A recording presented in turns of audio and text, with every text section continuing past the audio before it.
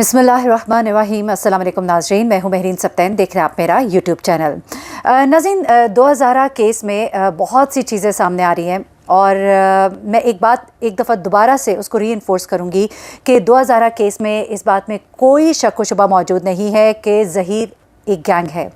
ये एक नेटवर्क है जो लड़कियों से इस तरह से वरगला कर या तो शादियां करते हैं या उनको अगवा करते हैं और उसके बाद इनको आगे जाकर बेच देते हैं। जो लोग ये कहते हैं कि ये नेटवर्क नहीं है, ये कोई गैंग नहीं है, तो उनके पास इस बात का क्या सबूत है? बज़ाहिर वो ऐसा दिखाते हैं कि गोया ये दोनों एक दूसरे को पसंद करते हैं, शादी की है, हंसी खुशी ज़िंदगी गुजारना चाहते हैं।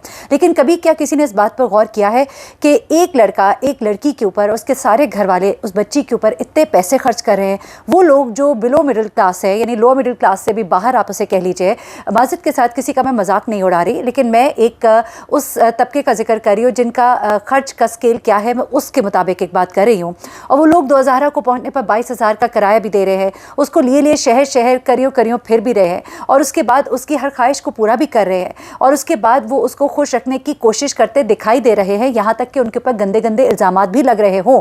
तो मैं आपको बताऊं कि उनका प्लान नाकाम इसलिए हुआ क्योंकि 2000 के वालिद जो है वो अपनी बेटी के सामने खड़े हुए, अपनी बेटी के लिए खड़े हुए और उन्होंने इनको इनके मंसूबे में कामयाब ना होने दिया। तो बज़ाहिर एक ऐसी शादी दिखाई जा रही है लोगों को, मुख्तलिफ इंटरव्यूज़ इनके करके दोनों के, कि जैसे ये एक पसंद की शादी है। लेकिन यकीन रखिए कि दुआ को तो ज़रूर बेवकूफ़ बनाया गया होगा या बनाया जा सकता था, लेकिन ज़हीर जो है ये एक ऐसा गिरोह है जो लड़कियों को इसी तरह से अगवा करते हैं, उनसे शादियाँ करते हैं और उसके बाद उनको जाकर बेच आते हैं।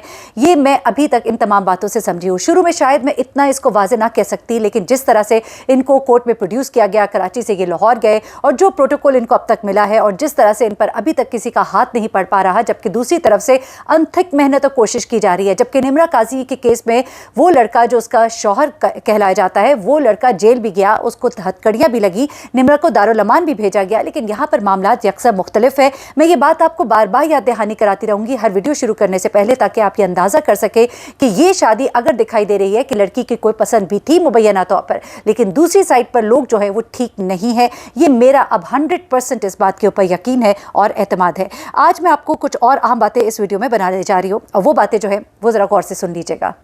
सबसे पहले तो मैं आपको ये बताऊं कि ये जो ज़हीर गैंग है, इन्होंने कुछ हरकतें ऐसी की हैं कि अब ये खुद बुरे फंस गए हैं और 2000 के वालिद का कहना है कि मैं इसी बात के तो इंतज़ार में था और अब इन्होंने ये तमाम बातें खुद से करके अपना खुद ही उन्होंने कही है कि एक तरह से वो बुरे फंस चुके हैं।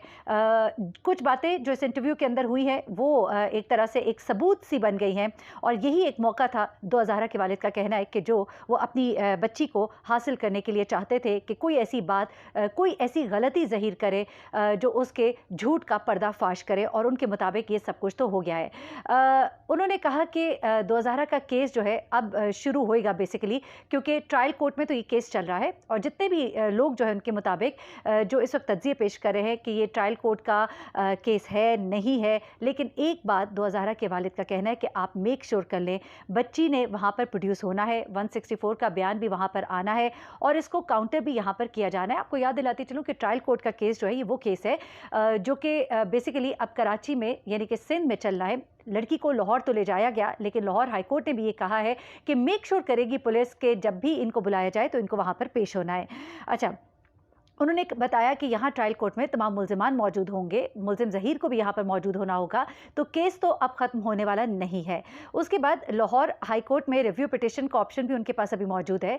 ज़ाहिर सी बात है वो रिव्यू में जा सकते हैं कि लाहौर हाई कोर्ट ने जो फैसला दिया है उसको भी रिव्यू किया जा सकता है। सिंध हाई कोर्ट में भी रिव्यू का ऑप्शन जो है वो उसको अवेल किया उन्होंने।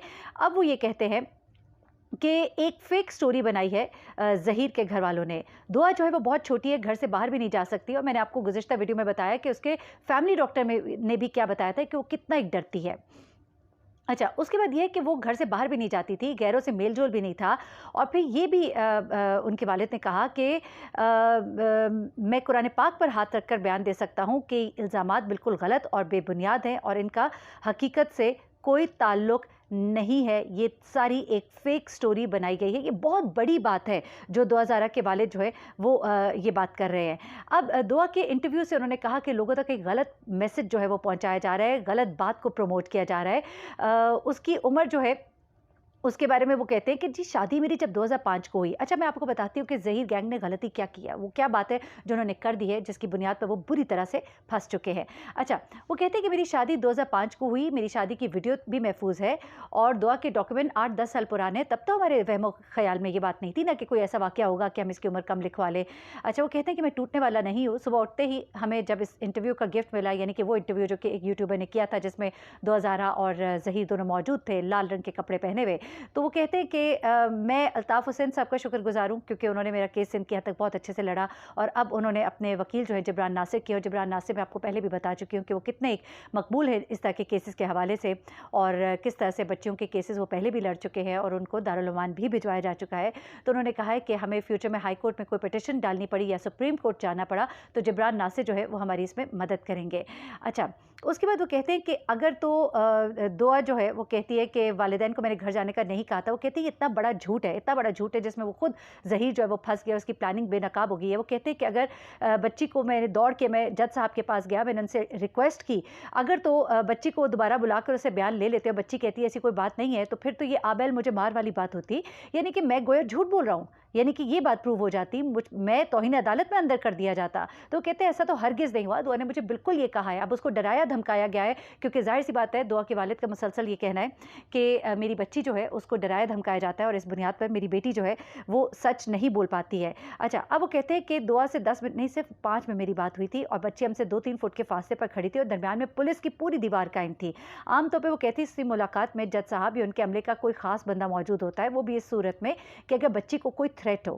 اب وہ کہتے ہیں کہ والدین اور بچی کی ملاقات اکیلے میں کرائی جاتی ہے, لیکن یہاں تو پوری پولیس فورس موجود تھی. اب وہ کہتے ہیں پولیس تو ویسے بھی ڈر اور خوف کی علامت ہوتی ہے. یہاں پر ہم نے ایسی صورتحال بھی دیکھی کہ دعا کو راضی کر لیا تھا کہ وہ جج صاحب کو گھر جانے کا بیان دیتی. وہ کہتے ہیں کہ جج صاحب کی نیت پر شک نہیں کرتا, ہو سکتا ہے انہوں نے سوچا کہ میں ایک بار بیان لے چکا ہوں, یا پھر آگے چل کر ٹرائی کورٹ میں 164 کا بیان تو ہونا ہی ہے, ہو سکتا ہے ان کے ذہن میں یہ ہو. تو انہوں نے یہ کہا والد نے کہ مجھے ایسے لگتا ہے کہ دعا جو ہے وہ رٹے رٹائے طوطے کی طرح بول رہی ہے, اور مجھ سے بڑھ کر دعا کو اس دنیا میں کوئی نہیں جانتا. انہوں نے کہا کہ میں نے اپنی بچی کو اس طرح سے بات کرتے ہوئے کبھی بھی نہیں دیکھا ہے. تو یہ وہ تمام باتیں, اور بیسیکلی میں آپ کو بتاؤں کہ اس وقت ظہیر گینگ جو ہے وہ بہت بری طرح سے ایکسپوز ہو چکا ہے, کیونکہ انہوں نے جس طرح سے یہ انٹرویو کرا تو دیا, لیکن اس انٹرویو کے اندر اتنے جھول تھے, اور انہوں نے اب جو باتیں کر دی ہیں وہ باتیں جو ہے ان کو بنیاد بنا کر کیس کو آگے چلایا جائے گا. اور یہ ایک آپ سمجھ لیجیے بڑا پلس پوائنٹ ہوگا 2000 کے والد کے لیے بھی کہ وہ ان تمام باتوں کو جو کہ اس انٹرویو میں کی گئیں ان کو چیلنج کریں گے, کیونکہ جس طرح سے انہوں نے یہ بھی کہا کہ ملک سے باہر جانا اور یہ تمام چیزیں, یہ اس بات کو تقویت دیتی ہیں کہ دعا کو غائب کرنے کی ایک کوشش کی جائے گی. دعا کی جان کو یقیناً ایک خطرہ ہے. یہ تمام چیزیں اپنی جگہ موجود ہیں. انشاءاللہ میں آپ کو مزید بھی اپڈیٹ کرتی رہوں گی. انشاءاللہ آپ سے پھر ملاقات ہوگی اور مزید اپڈیٹس کے ساتھ. 2000 کی جان کو خطرہ ہے اس حوالے سے کچھ ایکسکلوسیو ڈیٹیلز میرے پاس موجود ہیں, آپ کو اس حوالے سے بھی اپڈیٹ کروں گی. اپنا بہت خیال رکھیے گا, اپنی دعا میں مجھے بھی یاد رکھیے گا. اللہ حافظ.